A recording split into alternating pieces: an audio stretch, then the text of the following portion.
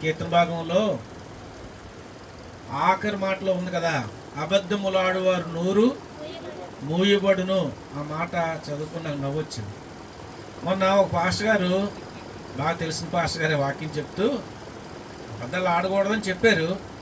మోసాలు అవి చేయకూడదు, దొంగతనాలు మోసాలు చేయకూడదు. ఒకవేళ అబద్ధం ఆడితే ఆడొచ్చు కానీ మోసాలు అవి చేయకూడదు అంటున్నాడు. అబద్ధం ఆడవచ్చు అంటున్నది అనుకున్నాను నేను. అబద్ధం ఆడకూడదని బైబిల్ చెప్తుంది. చిన్నదైనా పెద్దదైనా అబద్ధమే. చిన్న పావునైనా పెద్ద కర్రతో కొట్టాలండి. అబద్ధం భయంకరమైన పాపం. అబద్ధం ఆడకూడదంటే ఆడకూడదే. బైబిల్ చెప్తుంది, నీ మాట అవునంటే అవును, కాదంటే కాదు అని ఉండాల. ఈ రోజుల్లో అబద్ధమే ప్రపంచాన్ని ఏలుతా ఉంది అని నాకు అనిపిస్తుంది. మీకేమనిపిస్తుందో తెలియదు. చిన్నవాళ్ళు మొదలుకొని పెద్దవాళ్ళ వరకు అబద్ధం అంటే ఏమి కాకుండా అబద్ధాలు ఆడుతూ ఉన్నారు. మనం దేవుని బిడ్డలు అబద్ధం ఆడే విషయంలో చాలా జాగ్రత్తగా ఉండాలి. మన మాట అవునంటే అవును, కాదంటే కాదు అన్నట్టుగా మనము జీవించాలి.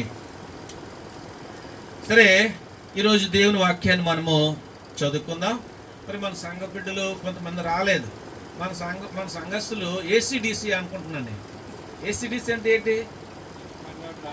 వచ్చేస్తే అందరూ వస్తారు, లేకపోతే ఎవరు రా. అంటే అందరికి ఒకసారి పనులు ఉంటాయి, కానీ వస్తే అందరూ వస్తారు.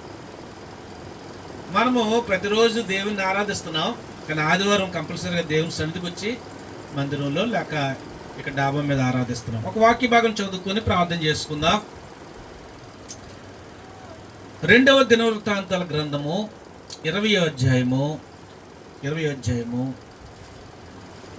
27, 28, 29, 30 వచనాలు. 4వ దినమున వారు బెరాకా లోయలో కూడిరి. అక్కడ వారు యెహోవాకు కృతజ్ఞతాస్తుతులు చెల్లించినందున నేటి వరకు ఆ చోటికి బెరాకా లోయ అని పేరు.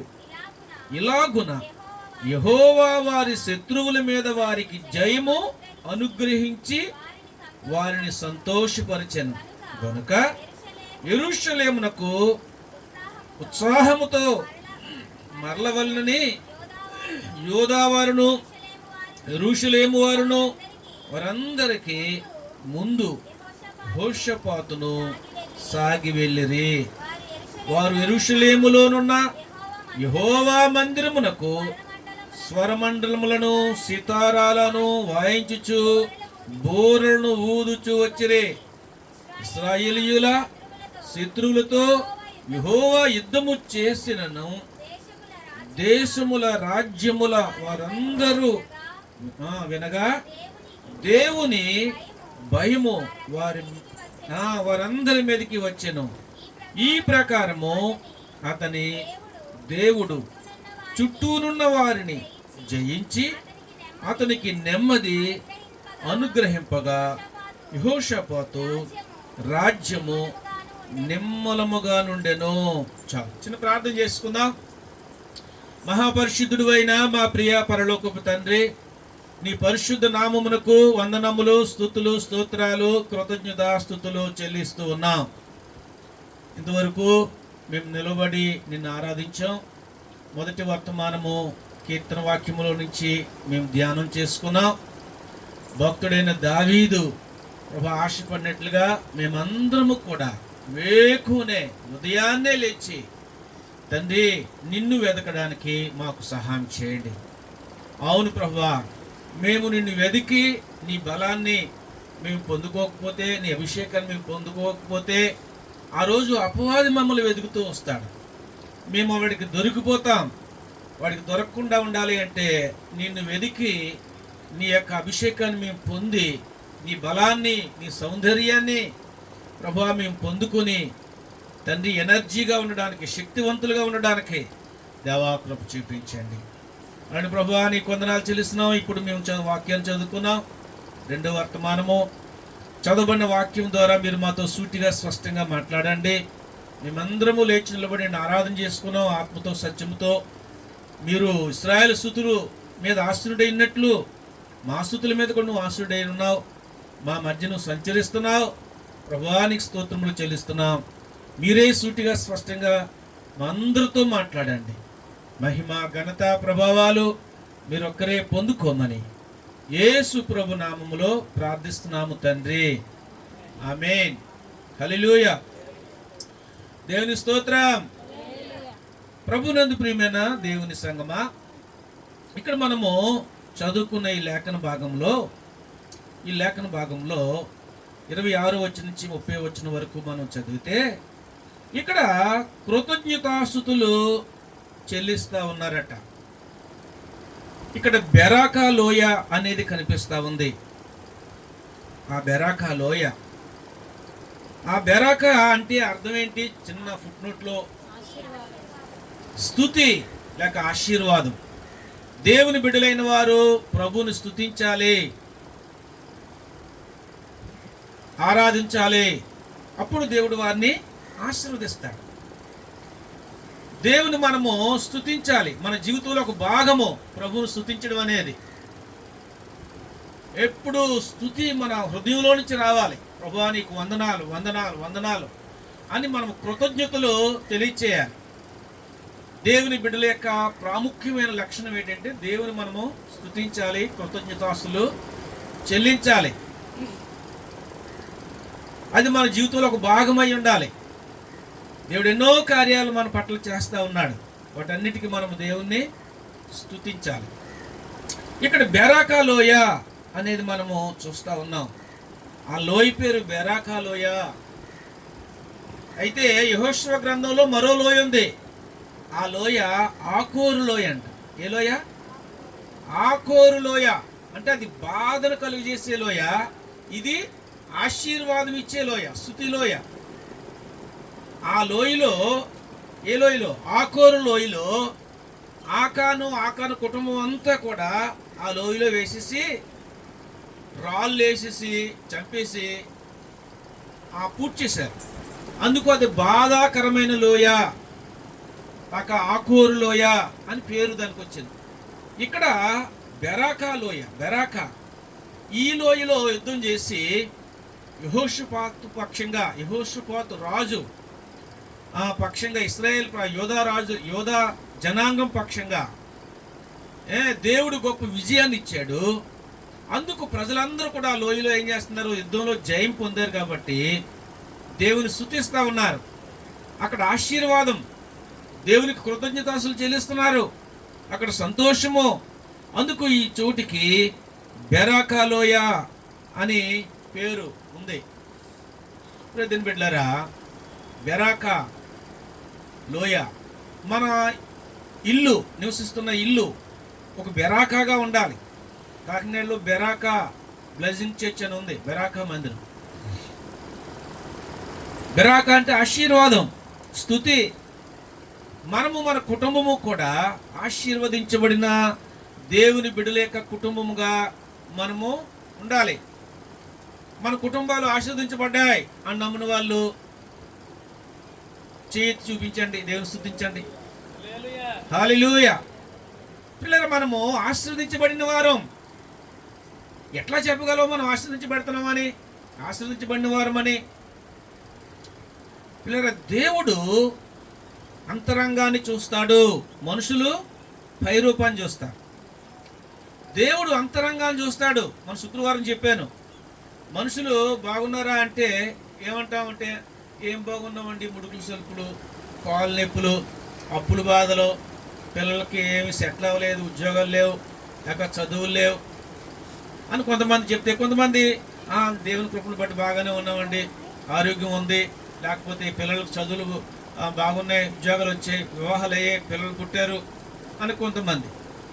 అంటే మనము బహిరంగంగా, అంటే భౌతికంగా, ఫిజికల్గానే మనము బాగున్నారా అంటే చెప్పగలుగుతున్నాం, కానీ ఆత్మీయంగా చెప్పలేకపోతున్నాం.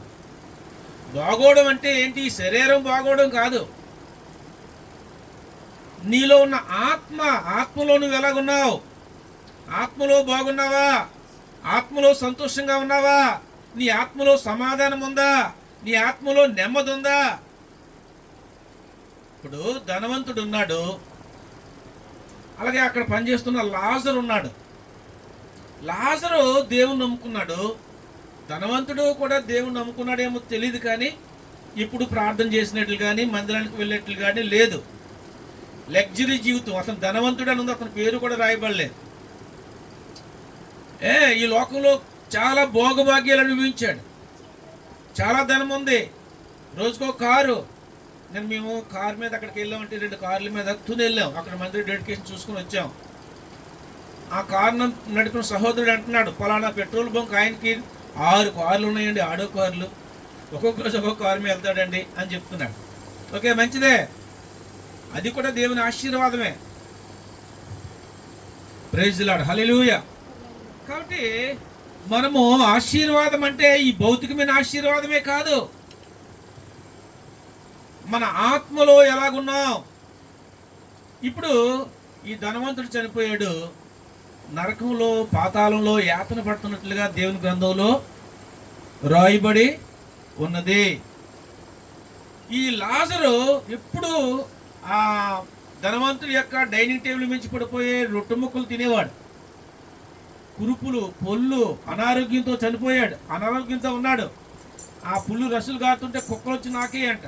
బైబిల్ గ్రంథంలో ఉంది, మనకేం తెలుసు. అలాంటి భయంకరమైన స్థితిలో ఉంటుండగా ఇతను చనిపోయాడు.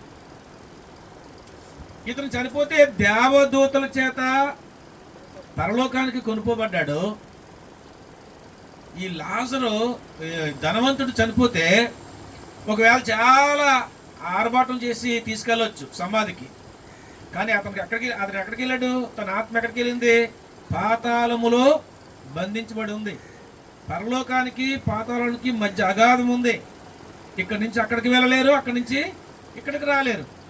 అలాంటి భయంకరమైన అగాధంలో ఉండి ఈ లాజరు అనే వ్యక్తి కురుపులతోనూ అనారోగ్యంతోనూ ఉండి బేదబాటుగా ఉండి వస్త్రాలు లేక తిండి లేకుండా ఉన్న వ్యక్తి అబ్రహాం రొమ్మును ఆనుకొని ఉన్నాడు. ఇతను పాతాళంలో యాతన పడుతున్నాడు. ఆశ్చర్యపోయాడు, ఏంటి ఇంత డిఫరెంట్ ఏంటి అంటే. బాగున్నారా అంటే ఇప్పుడు ఎవరు బాగున్నారు? బాగున్నారా అంటే ధనవంతుడిని వెరీ హ్యాపీ, రోజుకు ఒక కారు మీద వెళ్తున్నాను అనొచ్చు. కానీ ఇప్పుడు ఎక్కడున్నాడు? అతను నరకంలో ఉన్నాడు. లాజరు బాగున్నాడా? ఎలాగున్నావు అంటే ఏ ప్రభు నమ్ముకున్నాడు. కానీ ఎందుకు ప్రభు నమ్ముకున్నాడు? దేవుడు అంటాడు. ఇంత బాధలుండి ఎన్ని అనారోగ్యాలు ఉంటే ఇంకా దేవుడే అంటున్నాడు అని అనుకోవచ్చు చూసిన వాళ్ళు మనుషులు పై రూపాన్ని చూస్తే మాట్లాడతారు, కానీ దేవుడు అంతరంగాన్ని చూస్తాడు. నీ అంతరంగం ఎలాగుంది? నువ్వు బాగున్నావా? దేవుల్లో బాగున్నావా? ఆత్మీయంగా ఎదుగుతున్నావా? ప్రభుతో సహవాసం ఉందా? ప్రతిరోజు దేవుని స్తుతిస్తున్నావా? దేవుడు చిత్తాన్ని చేస్తున్నావా? దేవుడు చిత్తం చేయడం కొరకు నువ్వు ప్రతిరోజు ప్రిపేర్ అవుతా ఉన్నావా? సిద్ధపడుతున్నావా? ప్రియమైన బిడ్డలారా, మనము ఆత్మీయంగా దేవుల్లో ఎదగాలి. శారీరకంగా అందరికీ బాధలు ఉంటాయి, ప్రభువు నమ్మినా ఉంటాయి, నమ్మకపోయినా ఉంటాయి. ప్రభు సహాయం చేస్తాడు, కానీ ఆత్మలో ఎప్పుడు సంతోషంగా ఉండాలి. ప్రభువు మన పాపాలు క్షమించినందుకు, ప్రభువు మనల్ని రక్షించినందుకు, మన కొరకు దేవుడు పరలోకాన్ని సిద్ధపరిచినందుకు ఆ రిలీఫ్ అనేది మన హృదయంలో ఉండాలి. పాప క్షమాపణ ఆ నిశ్చయిత కలిగి మనం ఉండాలి. ఆ పాప భారంతో మనం మగ్గిపోవడం కాదు, ఆ రిలీఫ్ అనేది హృదయంలో ఉండాలి. అందుకే ఈ లోయ బెరాకా లోయ, స్తుతించే ఆశీర్వదించబడిన లోయగా చాలా కుటుంబాల్లో ఆకోరు వలె లోయలో బాధాకరమైన సంఘటన జరిగినట్లుగానే ఉంది. ప్రియమైన బిడ్డలారా, మనము బెరాకా లోయ. సరే, ఇక్కడ జరిగిన సంగతులు ఏంటంటే 26లో 27లో 28లో చదువుకుంటే, వాళ్ళు ఎప్పుడైతే శత్రువుల మీద గొప్ప జయము దేవుడిచ్చాడో వారందరూ కూడా యెరూషలేముకి దేవుని మందిరానికి, దేవుని ఆరాధించడానికి సంతోషంతో ఉత్సాహంతో వాయిద్యాలు వాయిస్తూ ప్రభువును స్తుతించడానికి వచ్చారని రాయబడి ఉంది. ఎందుకంటే జయం వచ్చింది కాబట్టి, వారికి శత్రువుల మీద జయం వచ్చింది కాబట్టి. శత్రువుల చేతుల నుంచి విడిపించబడ్డారు కాబట్టి ఈరోజు మనము కూడా శత్రువుల చేతుల నుంచి విడిపించబడ్డాం. తెలుసా మీకు? అపవాది యొక్క బంధకాల నుంచి మనం విడిపించబడ్డాం. అపవాది ప్రజలందరికీ కూడా వారు మనోనేత్రాలు గుడితనం కలుగు చేసి సత్యం ఏంటో వారికి తెలియక అసత్యంలో ఉంటూ నిజదేవుని తెలుసుకోలేకపోతా ఉన్నారు. మనం తెలుసుకున్నాం, సత్యాన్ని తెలుసుకున్నాం, నిజదేవుని తెలుసుకున్నాం, యేసు రక్తంలో మన పాపాలు కడుక్కున్నాం, మన పాపాలు ఒప్పుకున్నాం, విడిచిపెట్టాం. నూతన జీవితాన్ని జీవించడానికి తీర్మానం చేసుకున్నాం. కొన్నిసార్లు పడిపోతున్నా, కొన్నిసార్లు జారిపోతున్నా దేవుని యొక్క హస్తము, అదృశ్యమైన హస్తం మనకు తోడుగా ఉండి మనల్ని బలపరుస్తూ ఉంది. మనలో విశ్వాసం ఎదుగుతూ ఉంది. రోజు రోజుకి విశ్వాసం పెరుగుతుంది. ఈ లోకం శాశ్వతం కాదని ఒక రోజు వస్తుంది. ఈ లోకాన్ని విడిచిపెట్టినప్పుడు ఖచ్చితంగా నేను దేవుని రాజ్యంలో ప్రభుత్వం ఉంటాను అనే నమ్మకం, ఆ నిరీక్షణ మనకుంది. అందుకు మనము దేవుని సన్నిధికి ఆర్భాటంతో, ఉత్సాహంతో, ఏమో శాంతం గారు, దేవుని సన్నిధికి ఆర్భాటంతో, ఉత్సాహంతో వచ్చి ప్రభుని మనం స్తుతించాలి. దేవుని స్తోత్రం చెప్పండి, చేతుల పైకి హల్లెలూయా. ఈ లోకంలో ఏదో ఉన్నదాన్ని బట్టి సంతోషించడం కాదు. అలాగైతే 2-3 గంటలు, 2 గంటలు, 2:30, 3 గంటలు సినిమా చూస్తే సంతోషంగా ఉండొచ్చు. ఆ సంతోషం తర్వాత మళ్ళీ మామూలే. ఆ సంతోషం కాదు, నిత్య సంతోషం, నిత్య ఆనందం, నిత్యమైన ఆనందం కొరకు మనము ఆలోచన చేయాలి. అందుకు వీళ్ళందరూ కూడా యెహోషాపాతు ముందు నడుస్తున్నాడంట. యెహోషాపాతు ఎవరు? యోధా రాజు. నడుస్తూ ఉంటే ప్రజలందరూ కూడా ప్రభువుని స్తుతిస్తూ వాళ్ళు ఘనపరుస్తూ ఉన్నారు. తర్వాత 30వ వచనంలో చదివితే, ఈ ప్రకారము అతను దేవుడు చుట్టూనున్న వారిని జయించి అతనికి నెమ్మది అనుగ్రహింపగా యెహోషాపాతు రాజ్యము నిమ్మలముగా ఉండెను. చుట్టూ ఉన్న శత్రువులందరినీ కూడా జయించడానికి, తన రాజ్యము నెమ్మదిగా ఉండడానికి దేవుడు కృప చూపించాడు. అందుకే వారు కృతజ్ఞతగా దేవునికి ఏం చేస్తున్నారట? స్వరమండలాలు, సితారాలు పట్టుకొని ప్రభువును స్తుతిస్తూ ఉన్నారు. మనం కూడా ప్రియులారా, ఈ లోకంలో ఆర్థిక ఇబ్బందులు, అనారోగ్యాలు ఉంటున్నా ఈ శరీరం మట్టితో చేపట్టి మన్నైపోద్ది. కానీ ఆత్మ దేవునిది. ప్రభు రాజ్యానికి వెళ్తాం. అపవాది చేతిలోంచి మనం విడిపించబడ్డాం. మన మనోనేత్రాలు వెలిగించబడ్డాయి. సత్యాన్ని గ్రహించగలిగాం. కాబట్టి మన సంతోషంతో ప్రభుని స్తుతించాలి. మనలో ఉన్న నెమ్మదిని ఎవరు కూడా తీసివేయలేరు. దేవుడు మనకు ఎంతో నెమ్మదిని ఇచ్చాడు. మనం దేవుణ్ణి స్తుతించాలి. మనము దేవుని ఎందుకు స్తుతించాలో ఒక 2, 3, 4 విషయాలు చెప్పి నేను ముగించేస్తాను అనుకున్న సమయాన్ని బట్టి. ఒకటి, మనము దేవుని ఎందుకు స్తుతించాలంటే ప్రభువు మనల్ని పుట్టించాడండి. దేవుడు మనల్ని ఏం చేశాడు? పుట్టించాడు. 100వ కీర్తనలో 3వ వచనం చదవండి.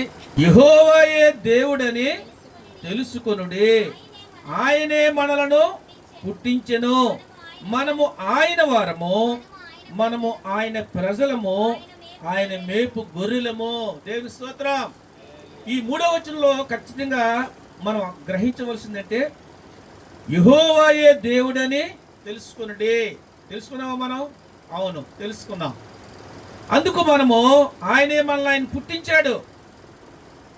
శారీరకంగా తల్లిదండ్రుల ఆ గర్భంలోంచి మనం పుట్టాం. మరలా మరోసారి జన్మించాం, తిరిగి జన్మించాం. దాన్ని తిరిగి జన్మించడం అనేది. తిరిగి జన్మించాం. ఇప్పుడు దేవుని వాక్యం ద్వారా మనం తిరిగి జన్మించాం. మరోసారి పుట్టాం. మరోసారి మనము పుట్టాం కాబట్టి మరోసారి మనము తిరిగి జన్మించాం. 2 సార్లు పుడితే, 2 సార్లు జన్మిస్తే ఒకే ఒక మరణం ఉంటది. ఒకేసారి జన్మిస్తే 2 మరణాలు ఉంటాయి. 2వ మరణం మాత్రం చాలా భయంకరంగా ఉంటది. శారీరకంగా ఒక మరణం ఉంటది. 2వ మరణం నరకము. అగ్ని ఆరదు, పురుగు చావదు. ఆ భయంకరమైన నరకంలో ఇంక నిత్యము ఎండిపోవలసింది. అందులో బయటకు వచ్చే అవకాశం లేదు, చనిపోయే అవకాశం లేదు. ఇక నిత్యము కూడా నరకంలో ఆరదు పురుగు చావదు, అది రెండవ మరణం అని బైబిల్ చెబుతా ఉంది. కాబట్టి ప్రియులారా, మనం ఆలోచించాలి. మనం 2 సార్లు జన్మించాం. ఒకసారి తల్లి గర్భంలోంచి జన్మించాం, రెండవది దేవుని వాక్యం ద్వారా మనము జన్మించాం. ఇక్కడ ఈ యొక్క కీర్తనకారుడు అదే చెప్తున్నాడు. యెహోవాయే దేవుడని తెలుసుకునుడే, ఆయనే మనల్ని పుట్టించెను, మనము ఆయన వారము, మనము ఆయన ప్రజలము, ఆయన మేపు గొర్రెలము. దేవుని వాక్యం ద్వారా మనము పోషించబడాలి, మన ఆత్మ పోషించబడాలి. దేవుని వాక్యం మనం వింటూ ఉన్నప్పుడు దాన్ని గ్రహిస్తే మన ఆత్మలో సంతోషంగా ఉండగలం, లేకపోతే సంతోషంగా ఉండలేం. మన ఆత్మ ఎప్పుడు సంతోషంగా ఉంటుంది, ఎప్పుడు బలంగా ఉంటుంది? దేవుని వాక్యము వింటున్నప్పుడు. దేవుని వాక్యం ద్వారా నేను తిరిగి జన్మించాను, హ్యాపీ, సంతోషం. దేవుని వాక్యం ద్వారా నేను ఆదరించబడతా ఉన్నాను, దేవుని వాక్యం ద్వారా నేను స్వస్థత పొందుతా ఉన్నాను, దేవుని వాక్యం ద్వారా నేను ఆదరించబడతా ఉన్నాను. దేవుని వాక్యం మనల్ని ఆదరించేది. కాబట్టి ప్రియమైన బిడ్డలారా, దావీదైతే చాలా విధాలుగా 8వ కీర్తనలో రాస్తాడు, దేవుడు తన స్వరూపములో మనల్ని చేసుకున్నాడు. దేవుని సృష్టి అంతా సృష్టించి తన పోలికలు మనం చూసుకొని ఈ సృష్టి అంతా మీద మనకి ఏమి ఇచ్చాడంటే దేవుడు అధికారం ఇచ్చాడు. ఎంత గొప్ప భాగ్యం అండి. నిజానికి మనము నీటి మీద ఆవిరి లాంటి వారమే, గడ్డి పువ్వు లాంటి వారమే, కానీ ఈ సృష్టి అంతా మీద కూడా మనకు అధికారం దేవుడు ఇచ్చాడు. 119వ కీర్తనలో 73వ వచనంలో ఏమనుందంటే, నీ చేతులు నన్ను నిర్మించి నాకు రూపు ఏర్పరిచెను, నేను నీ ఆజ్ఞలను నెరవేర్చినట్లు నాకు బుద్ధి దయచేయము అంటున్నాడు. కానీ దేవుడే మనల్ని పుట్టించాడు కాబట్టి, దేవుడే మనల్ని రక్షించాడు కాబట్టి, దేవుని చేతులే మనల్ని నిర్మించాయి కాబట్టి ఎంత స్పష్టంగా చెప్తున్నాడో, నీవే నన్ను నిర్మించావు, నన్ను తయారు చేశావు, నాకు నీ ఆత్మను అనుగ్రహించావు అని చెప్పి ఏమంటున్నాడు, నాకు బుద్ధి కావాలి. ఎందుకు బుద్ధి కావాలి? బుద్ధి ఎందుకు కావాలి? జ్ఞానం ఎందుకు కావాలి? దేవుని ఆజ్ఞలు మనం నెరవేర్చాలి. దేవుడు మనకు జ్ఞానం ఇచ్చాడు కాబట్టి యెహోవాయే దేవుడు నమ్మాం, లేకపోతే మనం నమ్ముకోలేము. చాలామంది నమ్ముకోలేదు కదా. సరే, ఇప్పుడు ఇంకా మనం జ్ఞానం కావాలి. ఎందుకంటే దేవుని ఆజ్ఞలు మనము గైకోవాలి. దేవుని ఆజ్ఞలు చాలా ప్రాముఖ్యమైనవి. బైబిల్ గ్రంథంలో మన కొరకు మనం ఎలా జీవించాలో, ఎలా మాట్లాడాలో, ఏం పనులు చేయాలో, ఏమి పనులు చేయకూడదో రాయబడి ఉంది. మన దేవుడు కట్టడలు, నియమాలు, విధులు మనకు తెలియజేశాడు. కొన్నిసార్లు తెలియకుండానే తప్పు చేస్తూ ఉంటాం, తెలియకుండానే తప్పు చేస్తాం, దేవుడు క్షమిస్తాడు. కొంతమంది తెలిసి చేస్తారు, తెలిసి చేస్తే క్షమిస్తాడు దేవుడు? ఏమ్మా, తెలిసి చేస్తే క్షమిస్తాడా?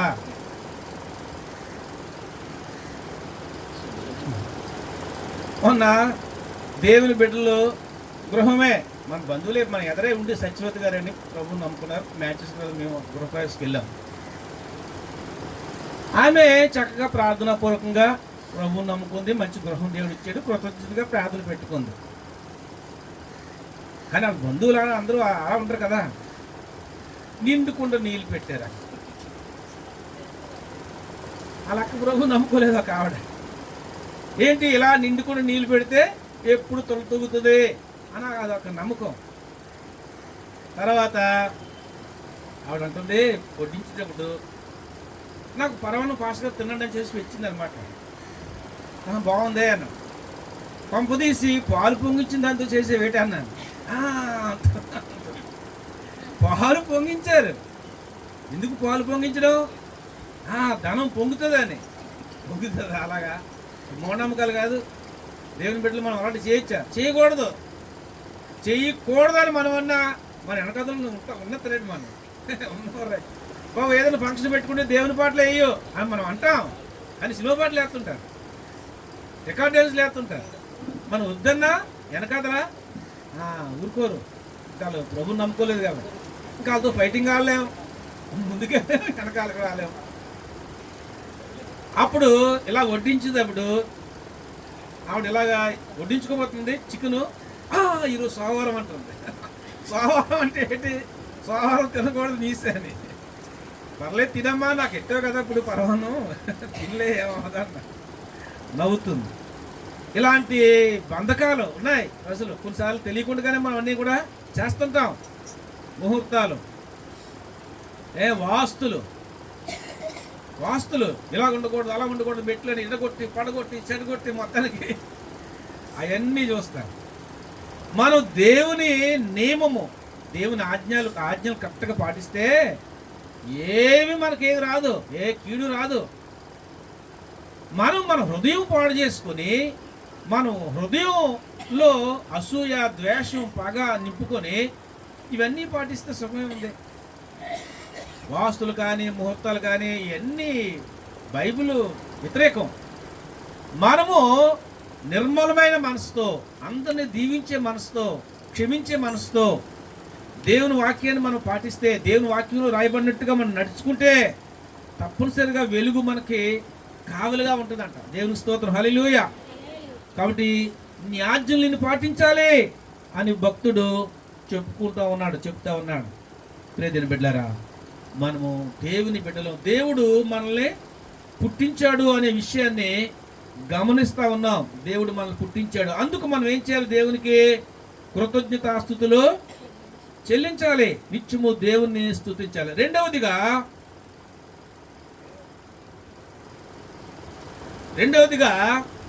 మనం ఎన్నిక లేని వారమైనా, జ్ఞానం లేకపోయినా, చదువు లేకపోయినా దేవుడు మనల్ని ఎన్నుకున్నాడు, ఏర్పాటు చేసుకున్నాడు. గొప్ప గొప్ప వారిని పిలవలేదు, ధనికుల్ని పిలవలేదు. పేదవారమైన ప్రభు మనల్ని ఎన్నిక చేసుకున్నాడు కాబట్టి, ఏర్పాటు చేసుకున్నాడు కాబట్టి, మనల్ని దేవుని మందిరంలో కూర్చుండి పెట్టాడు కాబట్టి మనం దేవునికి ఏం చేయాలి? కృతజ్ఞతాస్తులు చెల్లించాలి. దేవుడు మనల్ని పుట్టించాడు కాబట్టి మనం దేవుని స్తుతించాలి.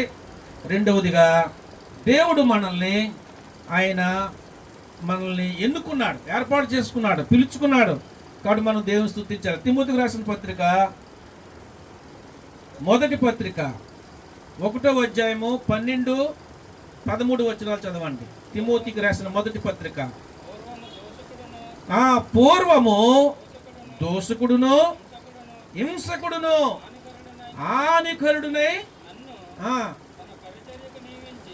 తన పరిచర్యకు నియమించి నమ్మకమైన వానిగా ఎంచినందుకు క్రీస్తు చాలు, కృతజ్ఞతుడనై ఉన్నాను అని మనము ఇక్కడ చూస్తా ఉన్నాం. కృతజ్ఞతుడనై ఉన్నాను, తెలియక అవిశ్వాసము వలన చేసితిని గనుక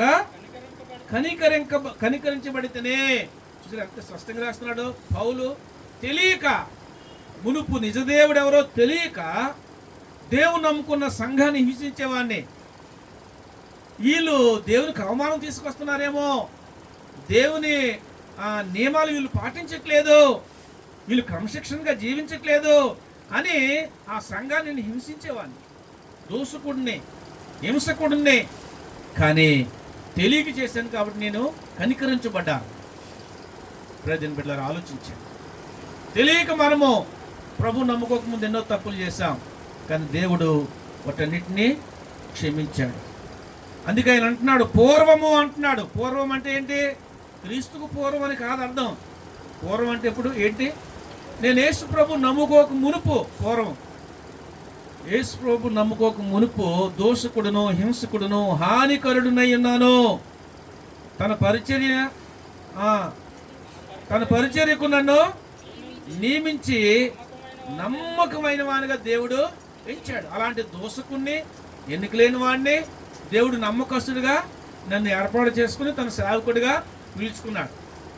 ఈరోజు మనం కూడా సాక్ష్యం చెప్పగలమా? అవునండి. లోకంలో మనకంటే చాలామంది మంచోళ్ళు ఉన్నారు. హిందువులే, ప్రభు నమ్ముకోలేదు, చాలా మంచోళ్ళు ఉన్నారు. కానీ వారికి లేని రక్షణ ప్రభు మనకి ఇచ్చారు. నేను శ్రీను గారిని చూసి అదే అనుకుంటాను. ఎవరు ఏదైనా కష్టంలో ఉంటే అందరినీ డొనేషన్ చేసి, ఆయన ఎంత కొంత వేసి ఎటువంటి చేస్తుంటారు డబ్బులు. కొంతమంది అలాగ మంచి పనికి ఎంకరేజ్ చేస్తుంటారు. అలాగా ప్రభువు నమ్ముకోకపోయినా మంచోళ్ళు చాలామంది లోకంలో ఉన్నారు. కానీ ఆ మంచితనం మనల్ని పరలోకం తీసుకెళ్ళదు. మంచితనం ఉండాలి, కానీ ఆ మంచితనం పరలోకానికి మనల్ని తీసుకెళ్ళాడు. యేసు ప్రభు ఆయన తన ప్రాణం పెట్టి పరలోకానికి మార్గం ఏర్పాటు చేశాడు. యేసు ప్రభువు నమ్ముకోవడం ద్వారా మనల్ని దేవుడు నీతిమంతులుగా తీరుస్తున్నాడు, పరిశుద్ధులుగా చేస్తున్నాడు. పాప క్షమాపణ దొరుకుతూ ఉంది, రక్షణ దొరుకుతూ ఉంది. యేసు రక్తంలో కడగబడి అప్పుడు మనము పరలోకానికి మనం వెళ్ళగలం. ఇక్కడ పౌలు గారు చెప్తున్నారు, దేవునికి కృతజ్ఞతలు చెల్లిస్తున్నారు. ఎన్నిక లేని వాడనే, కానీ ప్రభు నన్ను నియమించాడు, నమ్మకమైన వాళ్ళకి ఎంచాడు. కానీ మనుషులు నమ్మలేదండి. మీకు తెలుసా, పౌలు గారు నేను మారు మనసు పొందానండి, రక్షించబడ్డాను, నేను మీతో సేవ చేస్తాను, మందిరానికి వస్తానంటే రావద్దని వారు.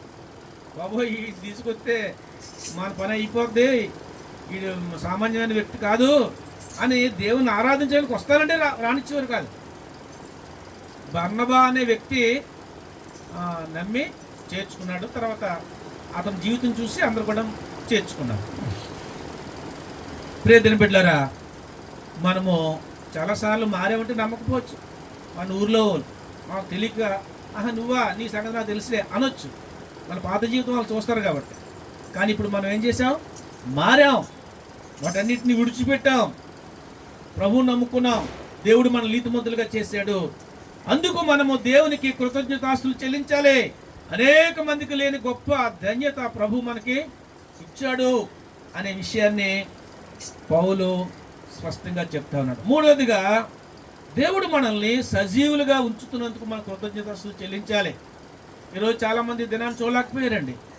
యుద్ధంలో రోజు ఎంతమంది చనిపోతున్నారు. యుద్ధంలోనే కాదు, రోడ్డు మీద యాక్సిడెంట్లే ఎంతోమంది చనిపోతున్నారు. ఇంట్లో ఉండి చనిపోతున్నారు హార్ట్ అటాక్ చాలామంది. ఈరోజు మనం సజీవులుగా ఉన్నాము అంటే దేవుని స్తుతించాలా లేదా? దేవుని స్తుతించండి, చేతుల పైకి ఎత్తి హల్లెలూయా, హల్లెలూయా.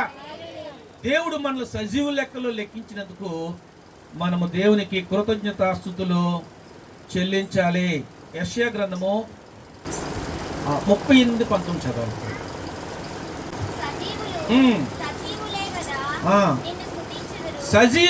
సజీవులే కదా నిన్ను స్తుతించెదరు. ఈ దినమున నేను సజీవుడినై నిన్ను స్తుతించుచున్నాను. తండ్రులు కుమారులకు నీ సత్యము తెలియచేతురు. యెహోవా నన్ను రక్షించువాడు. దేవుని స్తోత్రం, హల్లెలూయా. ఇక్కడ భక్తుడు యెషయా చెప్తున్నాడు, సజీవులే కదా నిన్ను స్తుతిస్తారు. ఈరోజు మనము సజీవులుగా దేవుడు మనల్ని ఏర్పాటు చేసుకున్నాడు.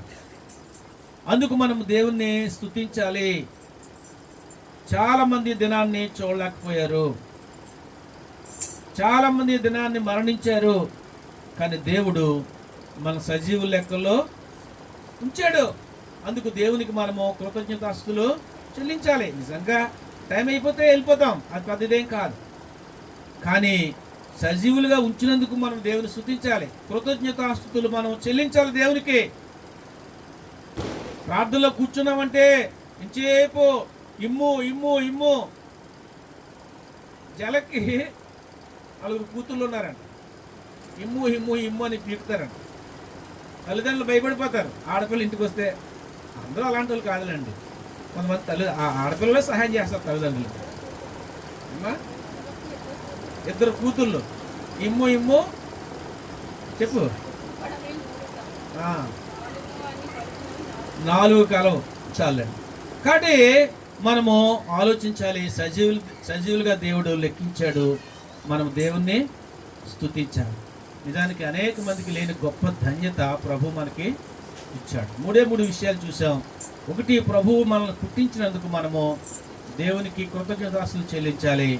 రెండవది, ఎన్నిక లేని వారిని ప్రభు మనల్ని ఎన్నుకున్నాడు. ఎర్రువారు, ఎన్నిక లేని వారం, తృణీకరించబడిన వారం, ఒకప్పుడు దోషకులం, హింసకులం, హానికరులం. అలాంటిది ప్రభు మనల్ని ఎన్నుకున్నందుకు, పనిలో పెట్టుకున్నందుకు, దేవుని బిడ్డలుగా పిలువబడుతున్నందుకు, ఆయన పని చేస్తున్నాం, మనం ఆయన పని చేస్తున్నాం అందరం కలిసి. అందుకు నియమించుకున్నాడు, నమ్మకస్తులుగా దేవుడు మనల్ని పిలుచుకున్నాడు. అందుకు మనం దేవునికి కృతజ్ఞతలు చెల్లించాలి. దేవుడు ఈరోజు మన సజీవ లెక్కల్లో ప్రభు ఉంచినందుకు మనం దేవునికి స్తుతులు చెల్లించాలి, కృతజ్ఞతలు చెల్లించాలి. మనం ఊపిరి ఉన్నంత వరకు ప్రభుని స్తుతించాలి. దేవుడు ఈ మాటలు మన కొరకే దీవించును గాక. ఆమేన్. చిన్న ప్రార్థన చేసుకుందాం. మహాపరిశుద్ధుడైన మా తండ్రి, జీవం గల దేవానికి స్తోత్రములు, వందనాలు చెల్లిస్తూ ఉన్నాం. ఇంతవరకు ఈ మాటలు మేము విన్నాం తండ్రి, నీకు వందనాలు తండ్రి. యెహోషాపాతు ఎలాగునైనా బెరాకా లోయలో నేను స్తుతించాడో, నిన్ను ఆరాధించాడో తండ్రి, మేము కూడా నిన్ను ఆరాధించాలని, స్తుతించాలని తండ్రి నైనా మేము కూడి నీ మందిరములో నిన్ను ఆరాధిస్తున్నాం ప్రభువా, నీకు వందనాలు తండ్రి. నైనా యెరూషలేములో ఉన్న ఇశ్రాయేల్ ప్రజలు, యూదులందరూ కూడా ఎంతో సంతోషంతో ప్రభువా వారు నిన్ను స్తుతించారు నైనా, నీకు వందనాలు నైనా. బెరాకా అనగా స్తుతి లేక ఆశీర్వాదం అని విన్నాం. మేము కూడా నైనా మా కుటుంబము ఒక బెరాకా వలె చేయండి ప్రభువా తండ్రి. నా వ్యక్తిగత జీవితం ఒక బెరాకా వలె చేయండి ప్రభువా. మా సంఘము బెరాకా బ్లెస్సింగ్ చర్చ్ వలె చేయండి ప్రభువా, నీకు వందనాలు. స్తుతించే వారంగా మేము అందరం ఉండాలి ప్రభువా, నీకు వందనాలు. స్తుతించడానికి ఎన్నో అంశాలు ఉన్నాయి, కానీ నువ్వు మమ్మల్ని పుట్టించావు కాబట్టి మేము స్తుతిస్తా ఉన్నాం తండ్రి. మమ్మల్ని ఏర్పాటు చేసుకున్నావు, పిలుచుకున్నావు, రక్షించుకున్నావు, నీకు కృతజ్ఞతాస్తులు చెల్లిస్తున్నాం. మమ్మల్ని సజీవుల లెక్కలో ఉండి కాపాడుతూ ఉన్నావు దేవా, నీకు కృతజ్ఞతాస్తులు చెల్లిస్తున్నాం. ఇంకా అనేక విషయాలు ప్రభు, అనేక విషయాల్లో నీకు స్తుతులు చెల్లించడానికి మీరే కృప చూపించమని, మహిమ పొందమని, ఈ వాక్యము నూరంతులుగా మాకు ఫలము దయచేయమని యేసు ప్రభు నామములో ప్రార్థిస్తున్నాము తండ్రి. ఆమేన్.